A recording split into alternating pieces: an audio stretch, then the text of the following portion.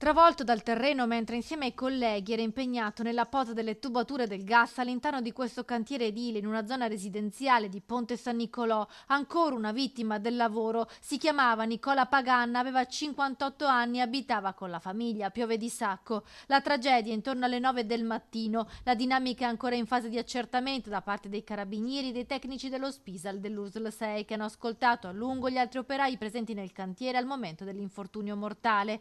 Secondo una prima ricostruzione, la vittima, mentre si trovava dentro uno scavo, è stata investita da una massa di terriccio appena rimosso con la ruspa. Il terreno ha travolto il 58enne che è morto per le gravi lesioni riportate, da accertare se abbia avuto anche un malore come conseguenza dell'impatto con la massa di terreno. A stabilirlo sarà l'autopsia. I soccorsi dei colleghi dei medici del SUEM sono stati tempestivi per Pagan, però non c'è stato nulla da fare. La Procura della Repubblica di Padova ha aperto un fascicolo di indagine per l'ipotesi di omicidio colposo. Il cantiere dove è avvenuto il crollo del terreno è stato sequestrato fino alla conclusione dei rilievi dei carabinieri.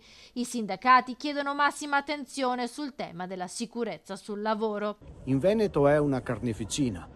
Come diciamo sempre, bisogna far di più, ma bisogna anche parlarne di più. Ci sono troppi silenzi attorno a questi morti sul lavoro, sapendo che non si parla solo di morti sul lavoro, ma famiglie nella disperazione. Noi pensiamo sia arrivato il momento di dire basta, di cambiare completamente il modello di sviluppo che purtroppo il nostro paese, legato tutto al consumismo e alla redditività del capitale, sta attuando. Noi il 12 di dicembre scendiamo in piazza anche per questi motivi. Va aumentata assolutamente la spesa per la sicurezza e i costi sulla sicurezza non possono essere barattati poi con un minor costo per le imprese. Sotto shock la moglie dell'uomo arrivata nel cantiere in via Primo Levi a Ponte San Nicolò. Disperato anche il datore di lavoro. Nicola Pagana era dipendente di una ditta di Brugine. Il titolare lo ha definito un grande lavoratore, una persona gentilissima. Cordoglio alla famiglia anche da parte del sindaco di Ponte San Nicolò, Gabriele De Boni.